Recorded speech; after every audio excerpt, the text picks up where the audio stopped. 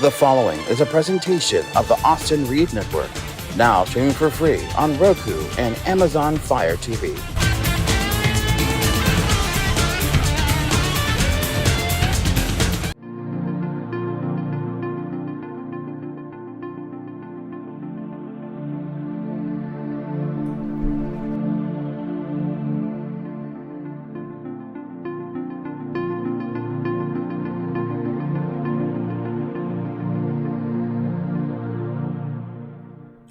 Hi everyone, welcome to News in Hypnosis. I'm your host, Isla Brock. I'm a certified hypnotherapist, and today we're going to be talking about hypnosis and cancer. It's a very delicate type of topic, and I'm going to be careful as I can, maybe have a little fun with it. But first I want to showcase this week's coffee cup. This one is from New York. It says hello with the Statue of Liberty and the taxi. Also on this side, the Daily Grind Espresso Bar, Brooklyn, New York. I have a little series of these little demi-tasse cups, but I thought it'd be cute to show it in. And hopefully every week I remember to bring another one in. Anyway, I just wanted to showcase my coffee cups because I collect coffee cups to my boyfriend's chagrin. It's like, just give me a cup, right? Okay, so today's episode, again, number 4, and it's on hypnosis and cancer. And I want you to know that I do hold a specialized training in hypnotherapy for clients with cancer. And this episode is dedicated to all of you who are have experienced, your family, whatever. It's not a fun road to travel. And I understand.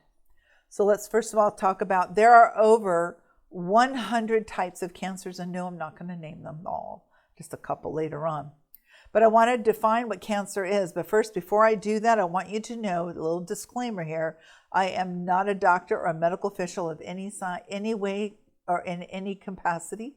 I do not diagnose, except, I can probably diagnose a jerk if I see him, just like most anybody else.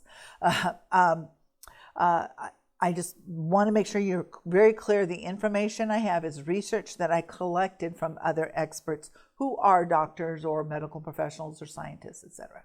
So I digress. Let's talk about what cancer is first. Cancer is a class of diseases characterized by out-of-control cell growth. Cells that have lost their ability to follow the instructions. Typically, a cell is born, it does its job, and then it dies. And then a new one's formed. But before it's formed, it's created and duplicated itself. And it goes on. Now, as the cycle goes on in cancer, the cell doesn't necessarily die, it just multiplies, and it does it quickly. Sort of. Cancer is the result of a long process that begins when one of the cells in an organ or tissue becomes damaged or altered in a way that causes it to break free from the normal controls that allow our cells to work together in harmony. Now, what causes that damage and that alteration of that cell? That's, I think, what they're trying to figure out so they can cure cancer. But right now, some cancers can be eliminated. It just depends on the type of cancer, where it is in the body, and if it's removable. But that one little piece of information I think most science is really stuck on is, where did that start from? Why there? What was the impasse that caused it to begin with? I think once they get a control of that, we may have some very good results as we go forward. But a lot of headway has been made in science. Now, a group of misbehaving cells can cause the same kinds of problems in the body that, say, a defective part on a car would cause. A normal cell division divides when it gets a chemical signal telling it what to do. And then now it's time to do a division. If my director will go ahead and put up the figure 1, if you will. These signals are interpreted in the nucleus, and then the cells are reproduced in their genetic form in given information. Then they divide into 2 identical cells through a process called mitosis. Now, mitosis, if you can see here in the little picture, it's the mother cell, just a cell, and then it goes through the replication, the cell division, it divides into 2. And now you've got 2 daughter cells that are identical to the mother cell. Now they have a job to do, and they're waiting, and they're doing their job until they're told to divide. And then they die out. So the mother cell dies out, and the 2 are created And it just keeps repeating ourselves, and we have billions and billions and billions of cells throughout our body.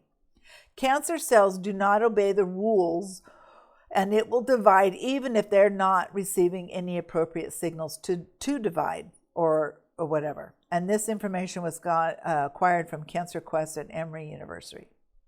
And here's another image, if my director will pull it up. I guess we'll call that figure 2. It's just kind of a comparison chart of normal cancer cells versus cancerous cells, and just a little information. These are kind of cartoon or animated pictures of them. And what we've got here is the cluster on the red in the bottom left. And then we've got right in the middle of what a normal cell would typically look like if you were to draw it out, if you will, or look at them. And typically whenever you've seen cells in any kind of pictures, or if you see cells in books or whatever, they're typically on the round side, so they don't have like sharp edges or anything. But a cancer cell doesn't really follow those rules. And the nucleus is typically darker than a normal cell. And also understand that noticing how it clusters and it grows and divides, and typically at an accelerated rate of speed. The single blue cell at the top, that's just what it comparatively to the other one. They're not keeping the same shape, and that's just a cell gone wild, basically. Cells divide out of control, and then they start to form lumps and masses and tissues called tumors. Now you've got this big clump of tumors. And I don't know if you've ever seen people with like skin cancer or a mole, and it just keeps growing like it's like cauliflower, you know. I'm not telling you it's cancer, but I would definitely go get it checked out. Tumors spread to parts of the body, invading and destroying healthy tissue. We do have an immune system, and when something is foreign, it will work fairly immediately to extinguish an invader, at least warn you that something's going on. Cancer cells are growing at an abnormal rate. Normal cells are created to replace those that die and die out naturally, and then they follow a growth. But for cancer, the cells reproduce at an unchecked rate, and our body finds it difficult to stop that rate of growth. So as a result of this uncontrollable cell division, it now creates problems in the body. There is an orderly fashion to growth, divide, die, grow again. But in the malignant cells, the DNA or the genetic materials of a cell become damaged, and they just go out of control. So how does cancer spread? Well, I'm going to show a video here in just a moment. By attaching to a neighboring tissue or organ, thus spreading the tissue, cancer cells can also break free and enter the bloodstream, and then they spread to other organs. And I'm going to actually show a video, just a YouTube by Biodigital Incorporated back in 2009. Kind of gives a really good explanation, real briefly, on that. And if you'll go ahead and throw that up there, please. Cancer is a group of over 100 diseases characterized by abnormal, uncontrolled cell growth. In a healthy body, cells grow, die, and are replaced in a very controlled way. Damage or change in the genetic material of cells by environmental or internal factors sometimes results in cells that do not die and continue to multiply until a mass of cancer cells or a tumor develops. Most cancer-related deaths are due to metastasis, malignant cells that penetrate into the circulatory system and establish colonies in other parts of the body. Great advancements have been made, but cancer is still the leading cause of death for people under the age of 85. In the United States, 1 in every 4 people die from cancer. Okay, we're back. Thank you. That little video kind of gives you a quick demonstration, if you will, on how cancer cells come in and out and how they can spread. The cancercenter.com says, and it states, that 1 out of every 2 men and 1 out of every 3 women will be diagnosed with cancer. Cancer is the leading cause of death to people under the age of 85. If you have a compromised immune system, your chances go up even higher. So most common cancers, breast cancer, prostate cancer, lung cancer, colon cancer, and other major organs. There's, like I said, there's over 100 different types of cancers, but those are the big, the big ones people are typically being fought with. Now, I talked to a friend a couple of days ago she's a breast cancer survivor thriver, and she's done just a miraculous job getting to where she will be in remission, cancer-free for 5 years at the end of this year. Super excited. But she said something, and I had to go look it up, and it seems to be a little bit true. At least there's a statement on this. It states that prostate cancer diagnosed among first-degree family members increases a woman's risk of developing breast cancer. So basically, if someone in your household, like say your spouse, your mate, has prostate cancer, it's likely that you're going to get, they say it's a higher risk of getting breast cancer. And apparently it's vice versa. So a woman who has breast cancer, there's a higher risk for her mate or man to also have prostate cancer. Now, for gay couples, I don't know how true that is. If it's two women, does it create we don't probably have enough research on this. If one has breast cancer, will that create an opportunity for the other one to? I would think so, just because when I was talking to my friend, she had said she believes her diet is what cause the chemicals that we eat, and then her body's already sensitive, and so the things that you eat, it comes out of the ground, what soil, how is it treated, etc. Different foods that we eat can be part of that. So future studies are needed to determine the relative contributions of genes and shared environment to the risk of both cancers. So just kind of one of those keep that in mind kind of thing. As an aside, there are some foods that have been believed to kill or slow cancer cells. And this is some good information. So I do not know what amount you need to consume to create this cause and effect to slow or kill off cancers. But the list, and you can do your own research, but the list is like this. Green tea. There's an element in green tea, especially if there's a mancha in it, that I don't remember, it's like a $75 word in it, that particular element in the tea has a very good effect on the body to heal or combat or slow cancer growth. Berries, all different kinds of berries. Just, you name the berry, have some berries. Berries have great antioxidants, and they're really good for helping slow or kill off cancer. Garlic is also a superfood, I call it, eat garlic. And the thing with garlic, I would use fresh garlic, and just make sure you maybe use a clove a day or something. That would be my recommendation. But again, I'm not a dietitian. I'm playing with my mic here. So I don't know exactly what the requirements are, but I'm thinking, for me, I would do like in in my bullet, a drink and throw a garlic clove in there. Another one is turmeric. I've been told to activate it best is to throw some black pepper on it while you're mixing it in.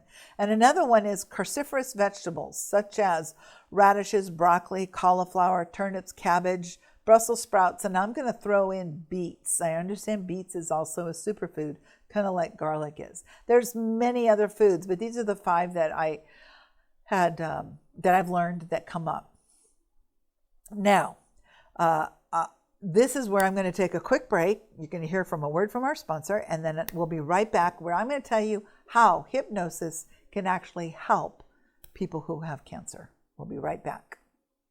One of my biggest passions in life is animals. That's why I've worked with Morris Animal Foundation for over 40 years. Morris Animal Foundation is a world leader in helping animals live longer, healthier lives. You can too. Just show your support at morrisanimalfoundation.org. To help cats, dogs, horses, and wildlife live healthier lives, visit morrisanimalfoundation.org, where we are advancing science that will create a healthier tomorrow for animals. The newest sport to hit the market, Turbo Tether, developed by Pickleball 5150. I introduce to you the Tether Trainer. So what is it? A combination of tetherball and pickleball. Great for all ages. Take it anywhere. No need for a court, indoors, outdoors, day or night. It's a fun way to exercise by yourself or with friends. Learn the pickleball skills before you even hit the court so you're ready when you do. COVID-19 changed the world. We had to learn, exercise, and have fun without leaving the home. The Pickleball 5150 tether trainer was engineered by U.S. Navy veteran engineer Paul Marshall, small business owner here in Visalia, California. A man who served his country and is now serving his community and beyond. In need of some physical activity because of these inclement weather days, or students who are being schooled from home, the tether trainer can give them a fun alternative. Maybe you know a senior citizen looking for an easy activity on their own or with a friend. Mr. Marshall's 84-year-old mother and 4-year-old granddaughter play it because it's low impact, user-friendly, fun, and can be played at most any age, most anywhere.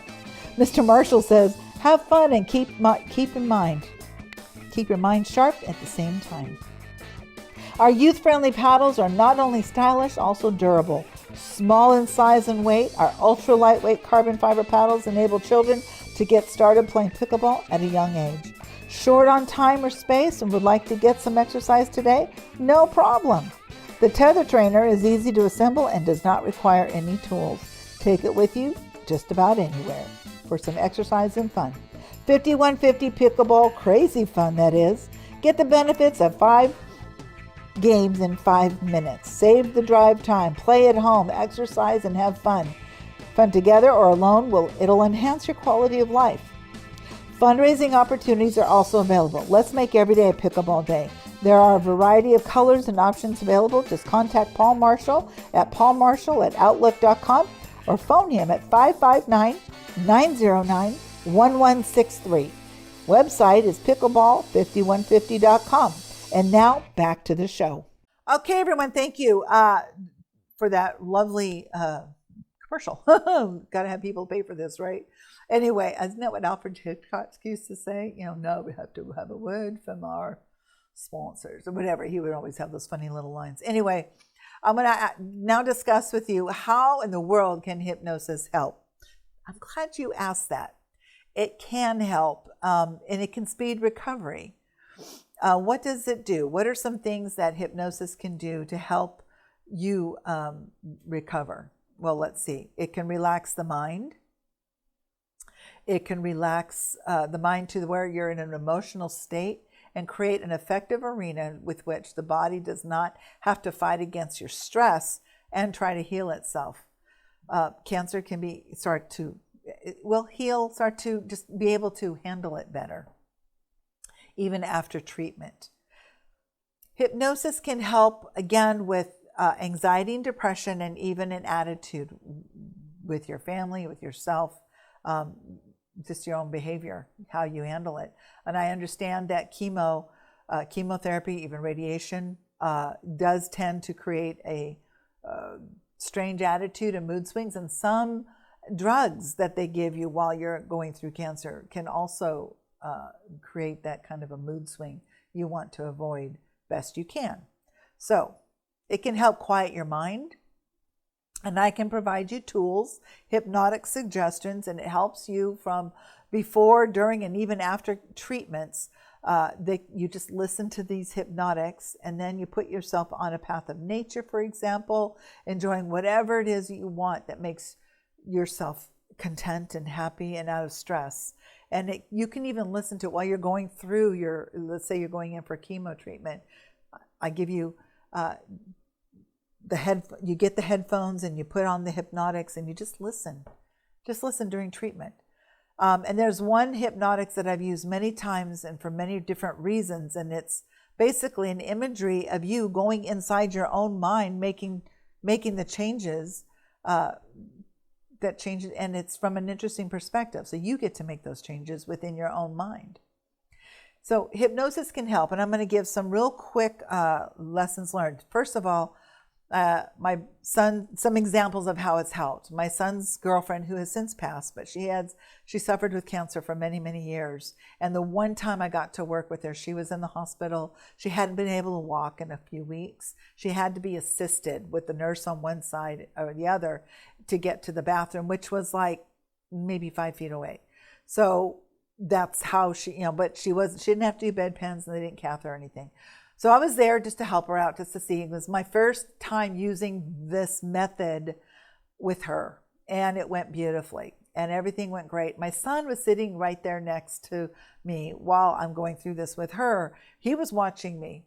And afterwards, I bring her out of hypnosis. We're talking, chatting, laughing, and she's like, I got to go to the bathroom. She whipped off the blankets off her hospital bed. She ran over to the bathroom by herself, and my son stood up. It's like, whoa, what? Wait, what? And she stopped herself, like she couldn't believe it. She hadn't been able to walk in a couple of weeks, and now all of a sudden, she just, like she'd always done it. Now, he had a tear in his eye, and she was like freaking out because she didn't know what just happened. So it was her body finally able to not, you get rid of the stress. Now it can start doing something, start healing itself. There's another, the instructor who trained me in hypnosis with cancer, Bruce Bonnet, an amazing instructor. He had a client, one of his first ones, who had pancreatic cancer, stage 4. And it was on 7 organs of his body. So the guy had 5-6 weeks left. So Bruce's job was to go in, did the house call, just to help him relax, just to help his behavior and his attitude during these last days.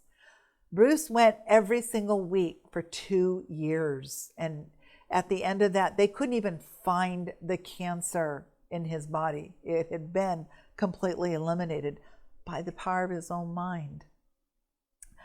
There are so many amazing stories, testimonies, how hypnosis has helped cancer. But some of the things that some people have learned, and this is 20 lessons I've learned after I was almost killed by cancer. This is by Max Power. He says, slow down and enjoy each moment. Manage and appreciate what you already have. Thoughts create reality, and we get what we focus on. This is so true. I had a stepmother who focused so much on her bitterness. And I think that's what, she could have done so much better if she had just let people in and talked about it. Talk about it to somebody. Call people. People can't budget what they really need to, so they try. Learn to deal or live with your difficult emotions and to do and feel what it is that you're trying to avoid. The quickest way out of pain and fear is to go through it. That's where I can come in and help you. I can help you go through it. You sit with it, you emotionally get flooded, but if you're consciously aware of it, it's your emotions wanting to escape. It's like energy in motion, just wants to escape. And once it does, you have a sense of relief that just feels so good, that peace that passes all understanding for some of you. When overwhelmed, take a break and get organized. It is necessary to have a plan, but things rarely go according to plan. Just be flexible. When nothing seems to be happening, prepare for an opportunity. Success happens when an opportunity comes along and you are prepared for that opportunity. And it's also like, oh, here's the opportunity. Oh, I wasn't ready for it. Be ready for it, whatever that might be.